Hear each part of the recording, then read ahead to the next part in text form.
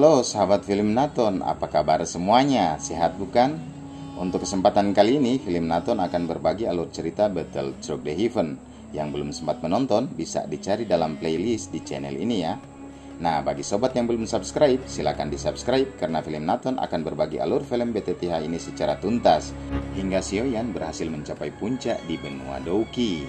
Namun, sebelum kita berbagi alur ceritanya, intro dulu.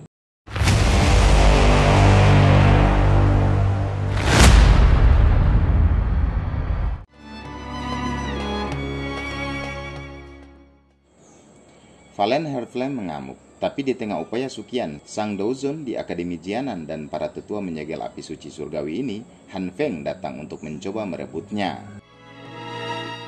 Untuk diketahui, Han Feng adalah mantan murid Yao Lao, guru Sioyan saat ini yang berkhianat. Kedatangannya di Akademi dalam Jianan tak lain untuk merebut Valen Heartflame, di mana dia juga adalah seorang alkemis yang tertarik dengan api suci surgawi ini. Tentu maksud kedatangan Han Feng ini ditolak mentah-mentah oleh Suqian, maka pertempuran pun tak bisa dihindarkan. Untuk melawan seorang Douzon, Han Feng selain bekerja sama dengan Fan Lao dan orang-orang dari Black Corner, juga bekerja sama dengan duo Douhang, si kembar emas dan perak. Nah, keduanya ditugaskan untuk menahan Douzon, Suqian. Kekuatan keduanya memang hanya di kelas Douhuang, tapi jika keduanya bergabung maka setingkat dengan level Douzon. Tentu, kehadiran keduanya membuat Suqian harus bekerja keras. Di sisi lain, dia harus melindungi menara pemurnian Qi agar Valen Heartflame tetap aman di dalam formasi penyegelan. Di satu sisi, dia juga harus menghalangi Han Feng yang mencoba untuk merusak segel demi memperoleh Valen Heartflame. Untuk itu, Suqian memerintahkan para tetua lain untuk menghalangi Han Feng, tapi para tetua ini dihalangi oleh para master dari wilayah Black Corner. Kembali ke Suqian, meskipun si kembar emas dan perak bergabung dan menjadi master setara Douzon, tapi tetap saja bisa dibuat babak belur oleh Suqian. Namun mereka tetap berusaha mati-matian untuk menekan Suqian agar rencana Han Feng bisa berjalan lancar. Tetua juga yang lain selain menghadapi orang-orang Black Corner, juga satu tetua lain mencoba menghadapi Han Feng. Namun harus diingat, Han Feng adalah mantan murid Yao Lao yang juga memiliki api surgawi. Tentu tetua yang coba menghalangnya sangat kewalahan bahkan dipukul mundur. Nah, Sioyan yang melihat pertarungan para tetua dengan orang-orang Black Corner merasa terpanggil untuk ikut andil dalam peperangan. Meskipun sedari awal Suqian sudah memerintahkan para murid untuk segera menjauh dari medan peperangan. Nah, saat Sioyan sedang beraksi dengan tubuh diselimuti api hijau, si Fan Lao melihat Sioyan dan langsung mengenali gerak-gerik Sioyan yang telah menghabisi anaknya pada saat itu. Meskipun Sioyan yang waktu menghantarkan anaknya Fan Lao ke alam baka sempat menggunakan topeng, tapi oleh Fan Lao masih tetap dikenali.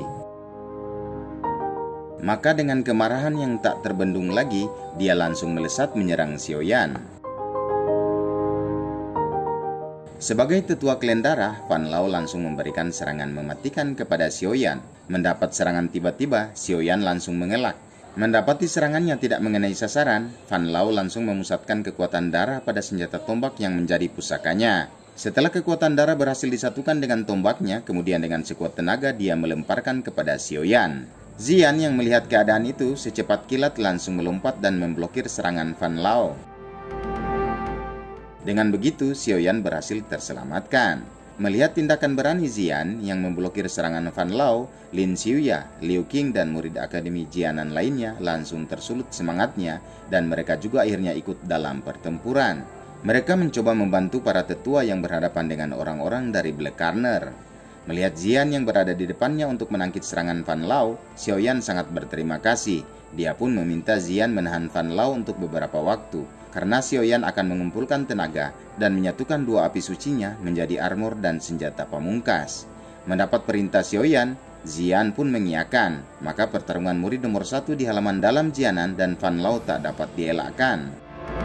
Xian yang mengandalkan pukulan coba menyerang Fan Lao, sementara Fan Lao meremehkan Xian dengan tubuh kecilnya itu. Pertarungan Xian pun menjadi tontonan hebat para murid Akademi Jianan.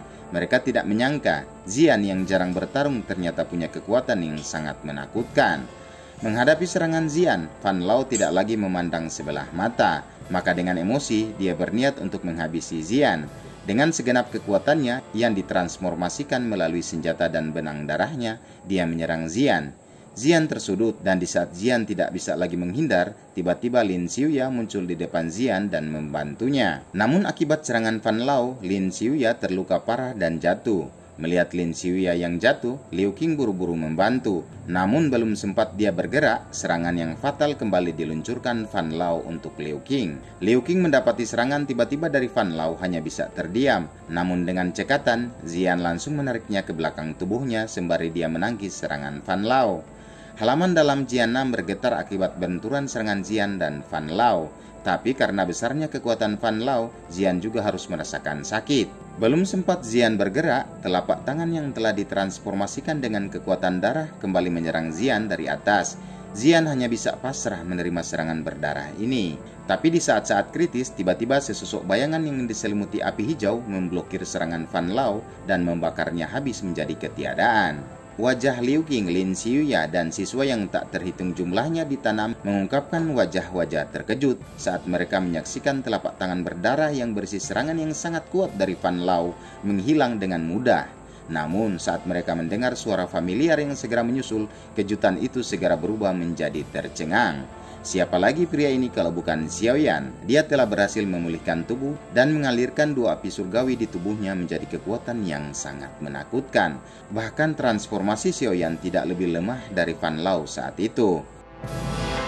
Munculnya aura kuat yang tidak sedikit lebih lemah dari Do Huang yang tiba-tiba tidak hanya menyebabkan siswa yang tak terhitung jumlahnya dari kejauhan menjadi terpana, tetapi bahkan medan perang yang kacau di langit tampak sedikit sunyi karena itu. Kalian semua harus mundur dulu, aku akan menanganinya. Xiaoyan perlahan menoleh dan berbicara dengan Zian dan Liu Qing sambil tersenyum. Liu Qing dan Zian menatap Xiaoyan dengan tatapan kaget. Aura kuat yang menyebar dari tubuh Xiaoyan tidak lebih lemah dari Fan Lao. Kekuatan Xiaoyan pada dasarnya melonjak dengan cara menakutkan dalam waktu yang sangat singkat. Liu Qing menelan air liurnya. Dia hanya merasa tenggorokannya menjadi kering. Awalnya dia mengira bahwa teknik Dou yang kuat yang ditunjukkan Xiaoyan saat pertama melawannya adalah sudah yang terkuat. Baru sekarang dia mengerti bahwa jika Xiaoyan benar-benar melepaskan kekuatannya, dia bahkan tidak akan mampu menanggung satu pertukaran pun. Melihat perubahan Xiaoyan, Fan Lao juga kaget. Namun kesombongan dan kemarahannya telah membutakan dirinya. Dia tetap meremehkan Xiaoyan. Tapi lagi-lagi dia dibuat kaget. Tiba-tiba suhu di sekitarnya meningkat drastis. Ini tak lain adalah suhu api surgawi Xiaoyan. Merasakan tekanan yang sangat kuat dari Xiaoyan, maka Fan Lao juga mengeluarkan segenap kekuatan darahnya. Dalam sekejap, area di sekitar langsung berubah merah darah akibat aura dan kekuatan yang dipancarkan dari tubuh Fan Lao. Menghadapi situasi ini, maka Xiaoyan kemudian mengeluarkan teratai api hijaunya. Bahkan Han Feng juga tercengang setelah api kedua Xiaoyan dikeluarkan. Dia tidak menyangka di usia muda Xiaoyan telah berhasil mengendalikan 2 api surgawi. Fan Lao langsung menaikkan lagi kekuatannya. Transformasi darah yang dia lakukan telah berada di ambang batasnya. Dengan transformasi darah ini, maka kecepatannya juga meningkat. Tapi dia tidak menyangka, ternyata Xiaoyan bahkan lebih cepat dengan langkah 3000 petir. Melihat jurus langkah 3000 petir Xiaoyan, Fan Lao bertambah emosinya, sebab dia langsung membayangkan anaknya yang meninggoy akibat Xiaoyan. Dan salah satu harta yang berhasil diambil Xiaoyan dari tangan anaknya adalah langkah 3000 petir ini. Dengan penuh emosi, Fan Lao meluapkannya dengan teknik terakhir dari klan darah, yaitu Douqi yang ditransformasikan ke tombaknya. Maka dengan segenap kekuatan, dia pun menyerang Xiaoyan dengan tombaknya itu. Xiaoyan juga dengan pedang besarnya yang telah diselimuti dengan api teratai hijau coba menangkis serangan Fan Lao. Maka benturan serangan keduanya ini pun menjadi ledakan yang sangat besar di dalam Akademi Jian-nam. Orang-orang tercengang dengan ledakan ini. Para sesepuh dan murid akademi tidak percaya bagaimana bisa seorang Dou Ling bisa menahan bahkan menyudutkan Fan Lao, seorang di kelas Do Huang. Dan keterkejutan mereka ini tidak berhenti sampai di situ. Setelah ledakan, terlihat sesosok tubuh terbang jatuh dengan kecepatan tinggi. Ternyata dia adalah Fan Lao yang telah kalah telak dan ingin melarikan diri dari Xiaoyan. Melihat hal itu, Xiaoyan langsung memasukkan pedang besarnya di dalam cincin spasial. Kemudian dengan langkah 3000 petir, dia mengejar Fan Lao. Fan Lao yang masih dengan keterkejutan dan menahan sakit akibat benturan serangan tadi, dikejutkan lagi dengan kemunculan Xiaoyan secara tiba-tiba. Dan Xiaoyan pun kembali menyerang dengan ledakan oktan. Mendapat serangan Xiaoyan, Fan Lao memuntahkan darah segar. Mendapati lawannya telah sekarat, Xiaoyan coba akan segera mengakhirinya. Namun saat dia mencoba untuk mengakhiri hidup Fan Lao, tiba-tiba menara pemurnian Qi kembali bergetar.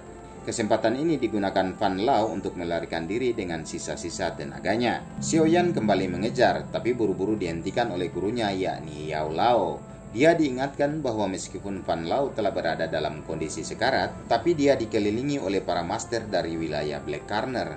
Xiaoyan pun akhirnya mengurungkan niatnya. Terlebih menara pemurnian Qi kembali bergetar hebat dan segel yang telah dibuat Suqian mulai retak. Dalam keterkejutan semua orang, tiba-tiba Valen Heart Flame muncul lagi, tapi dengan keadaan tubuh yang lebih besar. Rupanya saat dipaksa disegel kembali oleh Suqian, Valen Heart Flame diam-diam telah bertransformasi. Kepala besar piton itu bertabrakan dengan keras ke penghalang energi yang akan pecah. Kekuatan yang sangat besar itu akhirnya menghancurkannya. Dalam sekejap, fragmen energi itu menari di seluruh langit. Penghalang energi seperti silinder benar-benar hancur saat ini. Desis gila aneh yang berisi kegembiraan liar meletus dari mulut besar yang ganas dari ular piton besar yang terlihat seperti sambaran petir saat penghalang energi dipatahkan. Valen Heart Flame tidak segera melarikan diri setelah lolos dari pengekangannya. Sebaliknya, tiba-tiba ia mengangkat kepalanya. Mata ular piton Valen Heart Flame dengan dingin menatap tajam ke arah Xiaoyan dan Han Feng. Oke sahabat film Nathan, untuk alur cerita Battle Through the Heaven akan kita urai dalam part selanjutnya.